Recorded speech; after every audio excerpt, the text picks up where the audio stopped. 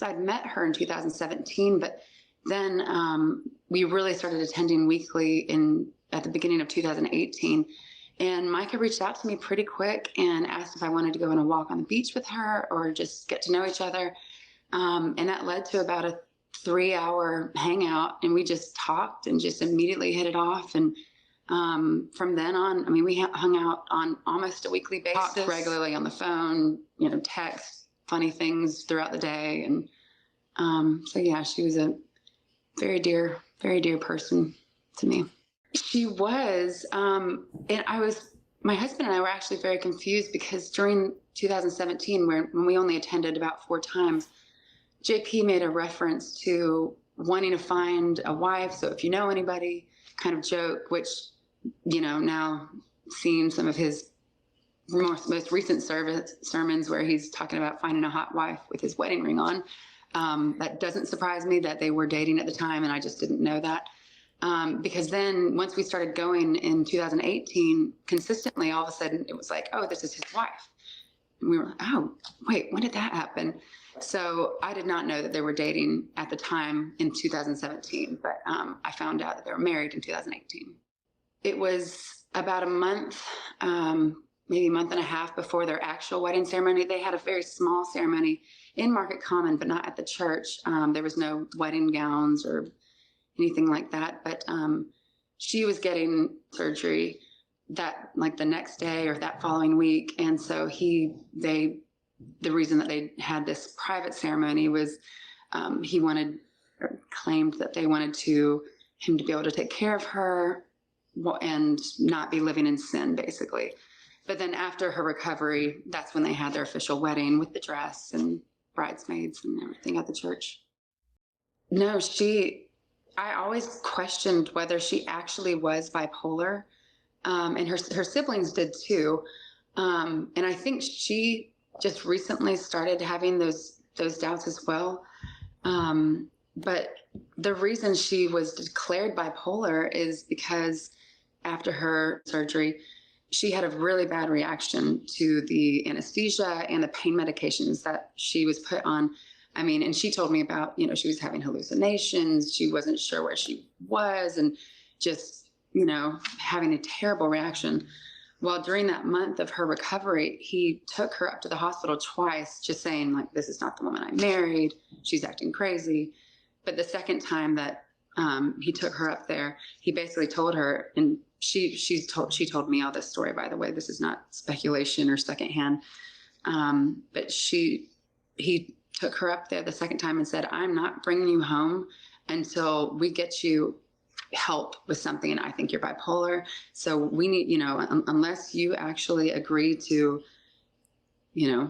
this diagnosis and getting on medication, I can't deal with this anymore. So I'm not coming home unless you basically agree that there is something mentally unstable with you. During that first month, she'd never been on any kind of, especially especially those kind of medications before this time. And I mean, she was 23. So, just the fact that she got that diagnosis during the first month of their marriage was another red flag.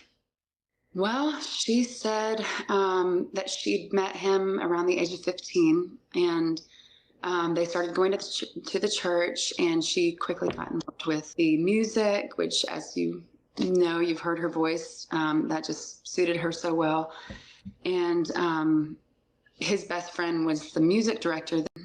Unfortunately, I want to say 2 years later, she and John Paul, he's very involved with the music too. So they were spending a lot of time together, and she was getting more immersed in the church as well.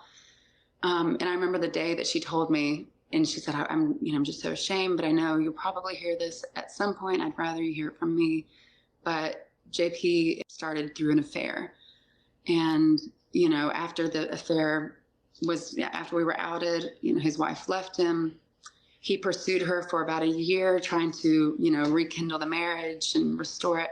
And then, but, that was a hard no on his first wife's part.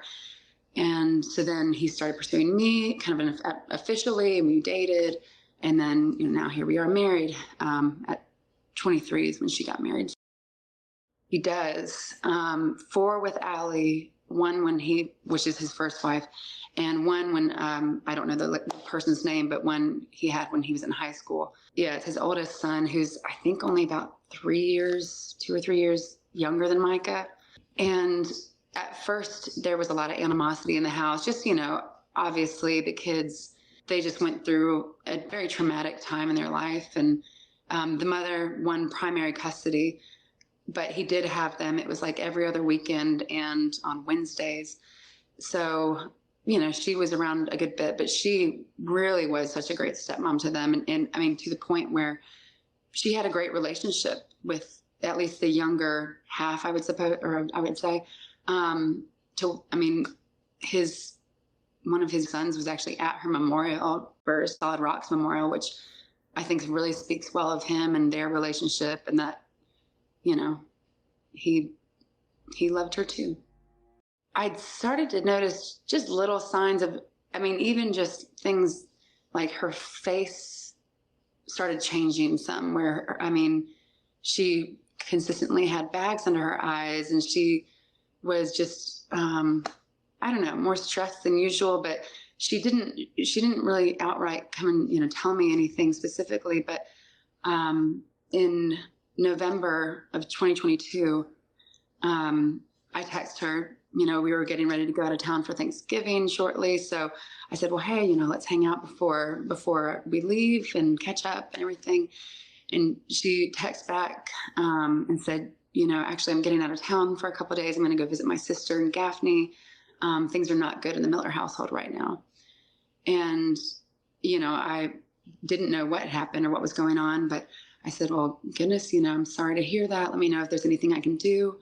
And she just said, just keep an eye on JP for me, which I took as, he had the kids that night, or he was getting the kids the next day. So, if there's anything you can do to help, help out.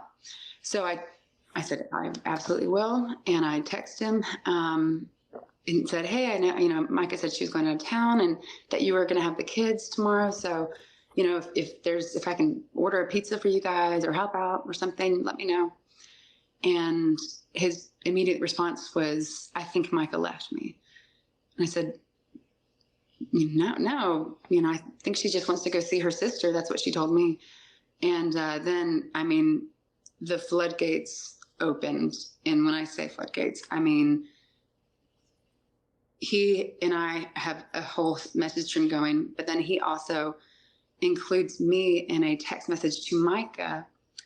And he told me it was for accountability. He said, I'm including Charlotte in this message so that she can hold me accountable, which was honestly just a falsehood, because in my own direct message with him, I kept telling him throughout the night of him texting her, just, JP, stop messaging her. You are making this so much worse. And if you want things to work out, if you want to resolve this, stop texting her. But anybody who knows JP knows he texts about, he could send you 20 text messages within a minute. And that's exactly what was happening. But the things that he was saying were just shocking. Coming from anybody, but let alone knowing that this is your pastor who's talking to his wife. I was blown away. It was, from the manipulation tactics. Basically, the whole gist of his message was, come home right now. They had had a fight the night before, which I did not know what it was about. And so she was trying to get some distance and just clear their head. And, but he was not having it. And come home right now, or I'm going to come to you. Okay. I can't believe you're doing this. You're a horrible wife. If you don't come home right now, then all of your stuff is going to be out of the house by 9 a.m. Come home right now, or I'm going to come to you. Okay. I can't believe you're doing this. You're a horrible wife. If you don't come home right now, then all of your stuff is going to be out of the house by 9 a.m. And he actually did pack up her stuff. She told me later on that he had 20 bags of her stuff in his truck. And okay, fine. If you're not coming home, I'm going to come to you. We're going to be up all night. Me, you, Matt, Sierra, Aries, which that includes her sister, her sister's husband, and their little boy, Aries, which is just shocking. And Mica, mind you, she had not written back in this message at all yet until he said that. And she said, if you come here, you're trespassing. And then it started just getting almost like this manic, psychotic behavior. I mean, more psychotic behavior, where after she wrote that, he said, ha, ha, ha, ha, ha, ha, ha, a bunch of ha-has, basically. And, I don't care. We're going to be up all night. Let's see. I wrote some of these down. You can call the cops. You did this. And Mica wrote back and said, you can't come to someone's house threatening with a gun. There's kids involved. And so Sierra, her sister, and Mica and him were all in a group message as well that I was not a part of. So I did not see where he threatened that, but she wrote to him in my message that you can't come here with a gun. And he said, ha, ha, ha, a bunch of ha-has again. I don't care, LOL. I have no gun, crazy. See you soon. And Mica said, you just text my sister, you're armed, psycho. And he said, that doesn't mean a gun, which, okay. Everyone's going to be awake all night. Bye. Can't text and drive. And Mica said, I don't feel safe coming home right now. And he said, there's only one way this will work. You come home now. And she said again, I don't feel safe coming home right now. And he said, cop out, liar, 3 hours and 7 minutes. As in he was on the way. And that was the last message that was sent in that group message. I mean, I was just totally blown away. And Mica and I were also exchanging messages directly at the time. And she was just so embarrassed, which again, I think that was the point of him including me, is not for the accountability like he so claimed. It was to embarrass her and kind of isolate her even more from another good friend. But she had asked me to, go and check the church if I saw his car there, because again, we lived just right across the street. I did not. She'd asked my husband to go over there and just make sure he wasn't there, or, that he was there and not on his way to see her, which my husband did. And he was there, but he just kind of slammed the door in my husband's face. But then he wasn't responding to anything, and that anybody was texting him. So Mica was asking me, what should I do? And I said, honestly, with everything he's saying about turning the gun on himself and, just all these threats, I'd call the cops and do a wellness check. And so that's exactly what she did. And then she said, he's still not responding. I haven't heard from the cops yet. And this is at like 1 o'clock in the morning at this point. So I text JP again and I said, hey, I'm about to drive over there right now. If I don't hear from you shortly, which again, I would not have done. I would have sent my husband again. But his response back was, and I'm just going to abbreviate here and let the blanks fill in. Effing B just tried to get me arrested. And I said, first of all, my mind is just blown that you just text me about that, or that about your wife. But I said, JP, she was trying to do a wellness check after everything you've been talking about. She was concerned, and I would have done the same thing. Then, of course, he texts my husband, which my husband had not been in any messages at that point, but he texts my husband and includes me in the message and says, Will, please tell your wife to stop texting me things when she has no effing clue what has happened or is happening. She's sending wisdom out of her mouth about how she would do what Mica did, blah, blah, blah. I've had enough of people demeaning my pain or agony or what I'm going through who know nothing. You literally make me want to pull the trigger. And we kind of got like a halfway apology. Apology was basically like, oh, y'all are great friends. I'm sorry. We just, then an excuse. We just never hurt each other's heart, and we're working on things. Thank you for being a great friend. And I'm sorry if I made you feel, or if I offended you somehow, which, yeah, that was one of his favorite buzzwords of the offended person. Yeah. So that was the big, seeing a glimpse of his true character and the man behind the guy on stage, and, the man who is leading our church. And I mean, it was just shocking, absolutely shocking. She called me, I want to say it was either the next day or I think it was 2 days later. Yeah. But he'd cut her phone off. So she was calling me from Sierra's phone. But then the next day she went back and they were going to supposedly work it out, even get a counselor involved or something. He committed her to a mental hospital. We're getting texts left and right from Sierra. A couple of days later, she's telling us that Mike or JP has basically put, policemen outside her door that are not allowing her family to see her or talk to her. This was November 29th. Sierra said, we just found out the reason why we can't get to Mica. The reason why there are guards outside her room keeping us out of the hospital. After I got back from my travels for Thanksgiving, and we went to dinner together to talk about everything. And thinking back to this dinner, I just felt so bad for her for multiple reasons, obviously. But she just kept apologizing to me for bringing me into the mess that I witnessed. And I kept saying, Mica, you did not bring me into this. JP was the one that included me in this message. And, I'm sorry on your behalf that he did that, but this is not your fault. Why are you apologizing to me? She said that they were working on things and they were going to start going to counseling twice a week and all that. And I said, well, you know what? That's really great. I'm glad y'all are taking steps. But I have to say that I am so not okay with what I witnessed. And I am just totally disturbed and shocked by what I saw, especially after that big fight. We never went back to the church and had no plans to go back to that church. But I tuned into the next Sunday after that fight, the recording, because there were a couple people from the church that were involved in, or that knew about this big blow up and everything. So I just was curious, what are you going to preach about today? Are you going to be straightforward and upfront about the y'all are having issues? And he was not. He was, his words were, my wife had a mental breakdown, so she's in a hospital. Be praying for me.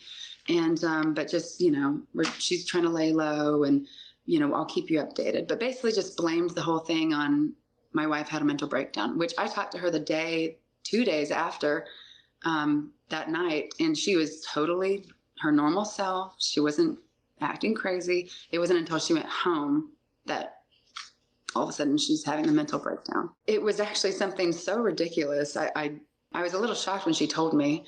Basically, she said that he liked it when she took gummies with him. I don't know if that means just straight up THC gummies or if it was like a Delta 9, Delta 8, but it was something along those lines, to where they could have this little experience together and, ask off the wall questions and stuff like that. But the question that started a blow up, which again was so ridiculous, but he asked her, if you had to kiss a girl, who would it be? And she said, that's ridiculous. I'm not going to answer that question. I wouldn't kiss a girl.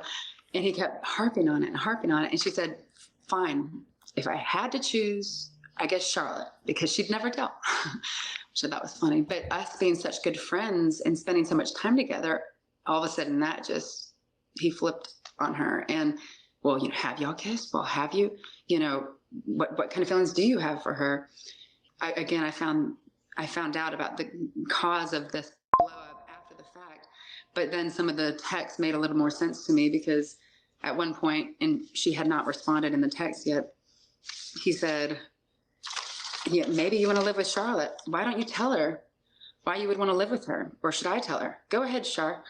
Ask Mica why she would want to stay with you. I'd love to hear how honest she is, since she threw me under the bus with the elders today, which I don't know what that was about. But it was just, you could tell he was just trying to humiliate her and just, So I saw that he was cutting people out of her life, kind of left and right, and family, to, saying, she just needs good influence and supportive friends right now. So I was trying to tread lightly on how I went about discussing this and handling it. After my dinner with her, I said, I have seen no accountability on his part. In the church service, he basically blamed the whole blow up on you, that you were having a mental breakdown. So, where is the accountability on his side? And she said, well, we're going to talk to the elders about it and everything. And, we're doing the counseling again. And it was just totally unsatisfactory, honestly. But she said that they were meeting with the elders about it and that they would know everything. So Will took another job and moved in January. And I was going to take my information to the elders, but I wanted to do it strategically. I knew if I set up a meeting with the elders that JP would be there, and having learned that I was meeting with them. So I just wanted to take it with a couple of the elders that I actually trusted. And Will, was very adamant that I wait until I moved up. So, again, being in such close proximity to the church and having seen the kind of total psychotic behavior that he witnessed, and he did not want me with my two kids going to the elders before I moved up here. So I moved in February, and then I reached out to 3 of the elders that I trusted and gave them everything. And unfortunately, nothing happened. It was really sad, actually, because they were all like, yeah, we've seen that behavior too. And, that, yeah, he's just so volatile. And I just felt so bad for Mica. And it was just so disappointing. I just was shocked that nothing was being done. I felt at that point that my role, I had done everything that biblically I was supposed to do to hold him accountable. But now my whole goal was just to look out for her and try to get her help. Oh, she was beloved. I mean, everybody loved Mica. She was a part of so many ministries and a part of so many obviously she was singing and everything, but we did short groups together where we facilitated groups. She was in groups she did everything at the church, or was a part of everything. He definitely did use that against her. And he knew that she was a beloved person because, and again, back to the call where she told me that she'd filed for divorce. She said, I know he's going to be really mad because, he told me that if I divorce him, he said, if you divorce me, the church is going to split again. And her response was, I know. She said, and I know that it would. I know that it would split again if we get a divorce. So him having that information, I think he slowly started to, and, you can watch his previous sermons over the last year and see that he was starting to kind of build this narrative of, my wife's mental health, and just making himself kind of like victimized by certain scenarios or relationships. And so for months back, you can see this narrative that he's started to build up against her. Every time I talked to her, it was like she was just waiting for him to make up his mind. What do you want from me? Are we going to, officially divorce? Are we working toward this or not? But so she had this Africa trip coming up in October, and she was going to wait until after the Africa trip to file divorce because she really wanted to go. But she called me 2 days before she left. It was actually Friday the 13th in October, and said, I filed for divorce today. I said, wow, what made you, do it before the Africa trip? And she told me about so much horrible things that she found out about him from affairs, and that she found and had confirmed through multiple people that he had sent out nude photos of her to his buddies at the church, which I don't know, it's horrible. Yeah. And that she couldn't do it anymore. Can't keep waiting to do this when so much bad stuff just keeps happening. So I was very proud of her, and she was excited too. She started talking about, I've never really thought about what I want in a husband, and not that I want to start pursuing another one anytime soon, but if and when that day comes, I want to have my own list of what I myself want rather than what's presented to me and made to look like a good idea. So she was thinking forward, I was shocked. She went to Africa. I texted her the next week saying, hey, let's catch up soon. I didn't get a response, which was, fine. I knew she was trying to get back to normal life. But then I finally, I called her the next week and she didn't answer. But the new picture that came up as kind of contact picture was of them two. I was so confused. I was thinking maybe her phone went through an update and it just kind of assigned a picture, or surely they're not back together. It's been, what, 3 weeks since you filed, and you were so gung-ho about this and so determined, and, you know, didn't even sound sad about it. You were just ready for it. So I texted her, and then I saw a picture that the church posted of them two, and it basically was captioned, you know, our wonderful pastor, John Paul Miller, and his beautiful wife, Mica Miller. And that was just like the confirming moment of like, oh, you're kidding me. So I screenshot that picture and I sent it to her and I said, hey, call me soon. Don't be embarrassed. I just want to talk. And she did later that week. And she said, you know, basically when I was in Africa, you know, there was people talking to me, and I realized I had not exhausted all avenues of, you know, trying to heal our marriage and, you know, make it work. So I really want to, if I'm going to make that move of divorce, I really want to make sure that I feel like I have done everything I could to make it work, and it still isn't. So I had already kind of said my piece to her when she told me about, you know, filing for divorce. I said, you know, Micah, I'm so glad that you finally are taking this step. I said, honestly, ever since last year, I have been so worried about you. And I don't mean that generically. I mean that literally. Like, I talked to my sisters about everything, and we all said, you know, she needs to get out. And if she doesn't, he's going to kill her. I said those exact words to her. In February 17th, Sierra texted me, and the reason for her text is because I had texted Mica her phone that day and said, hey, you know, call me soon, let's catch up. And I immediately get a phone call from her number, and I'm thinking, oh, perfect, you know, let's catch up now. And it was JP. And he said, hey, Charlotte, I just want to tell you what's going on. You know, Mica left me again. She's having a psychotic episode. So she went to the mental hospital again. And, you know, but when she got out, she totally drained the African Mission Fund. And she is with her family, who's telling her she doesn't need her medication. And I have her phone, obviously, so I can't get a hold of her. But if you talk to her, you know, please tell her, like, I'll do anything. I'll you know, sign whatever she wants. And just, again, his whole narrative of she's just on this mental break. And I texted Sierra, and Sierra responded, and she said, hey, just so you know, JP has Mica's phone, Facebook, email, all of that. It's been since February 6th. And that's when she said the message, you know, it's a whole mess. Even the cops won't help her. He got her locked up.